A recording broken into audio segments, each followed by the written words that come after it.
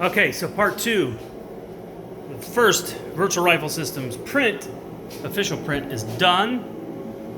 There's the powder in there, I don't know if you can see it.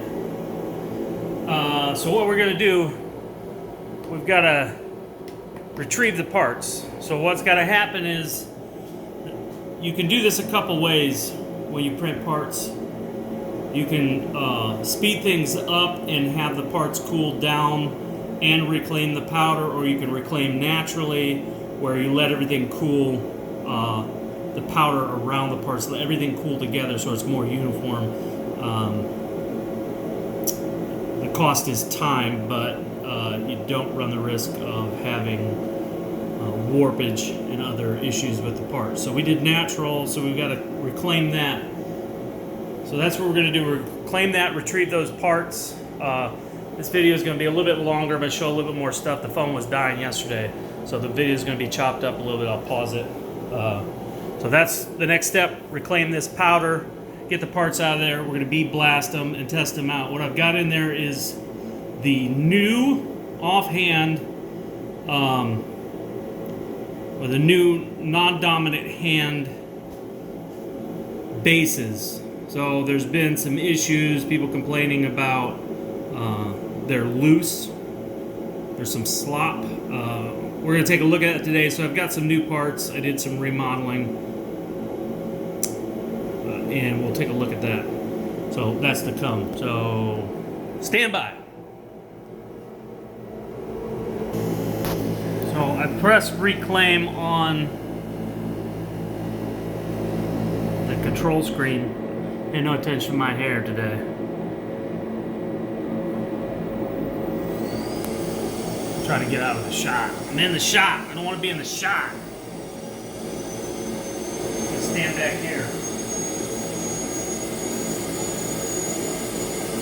So it's gearing up. You can see that the bed is lowering now and sucking unused powder. So this machine uses 80% reused and 20% fresh material. So it's sucking up any unused powder here. And eventually, I'll hold on, I'll keep playing this portion until it'll vibrate the bed to shake it up.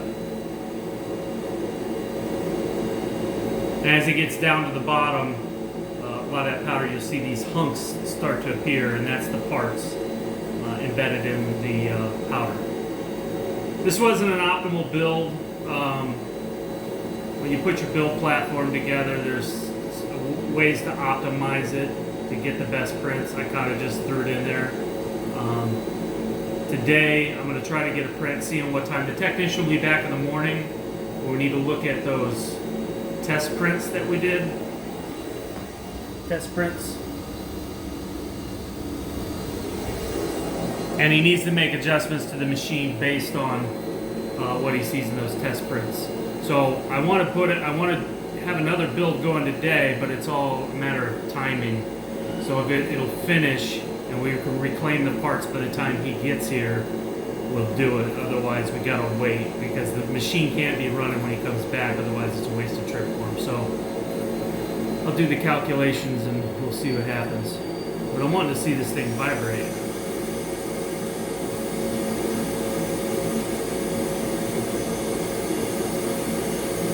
I'll pause it until it does its thing.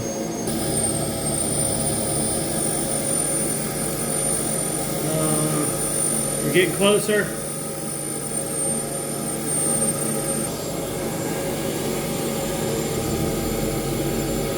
It's getting close.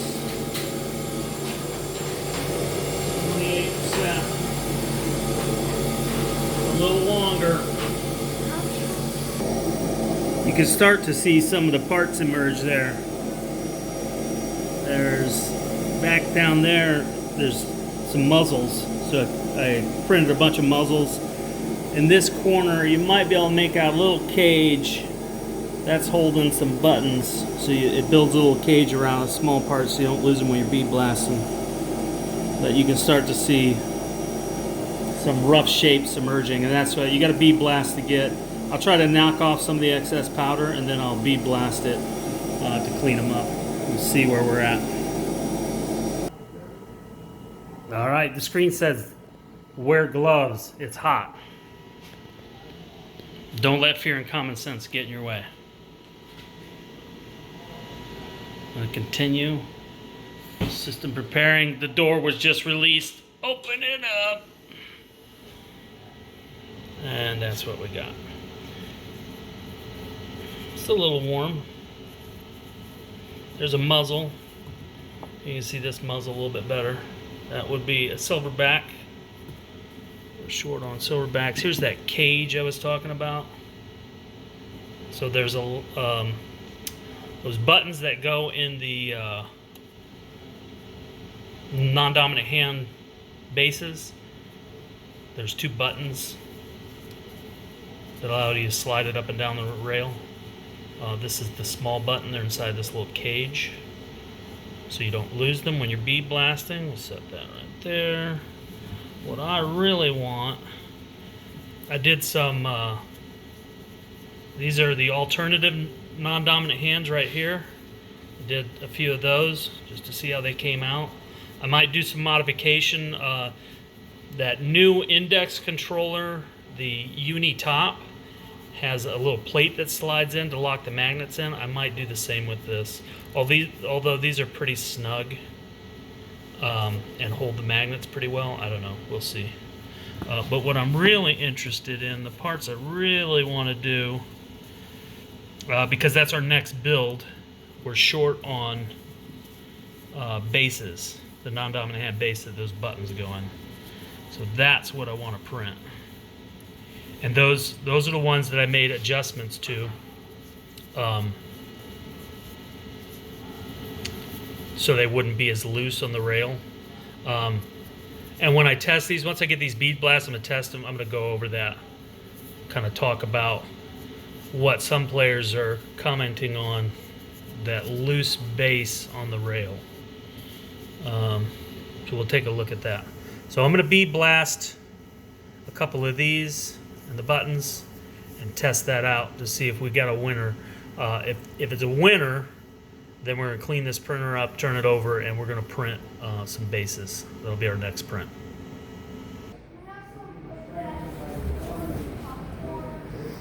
Yeah. All right, we got some parts here.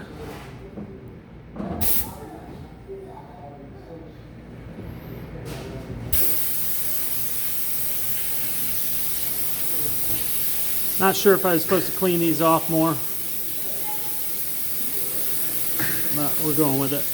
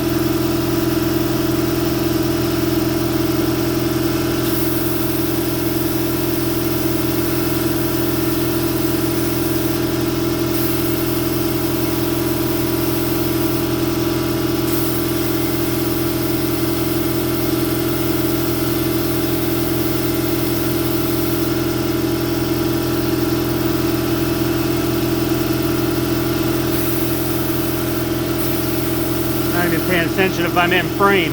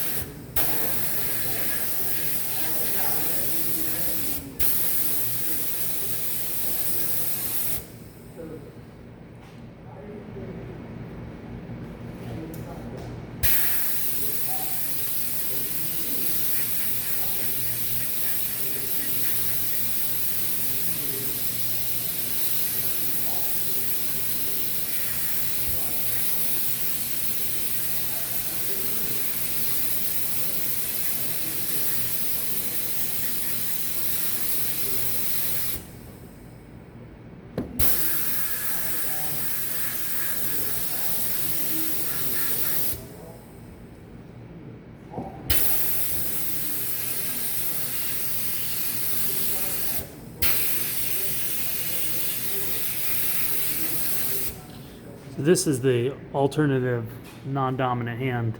Probably a little bit of redesign. It's a little thick. I don't need that much material. Like I said, I'll probably put a spot to put that something to lock the magnets in place.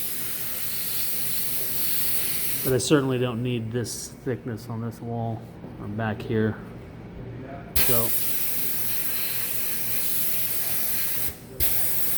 but it's pretty close.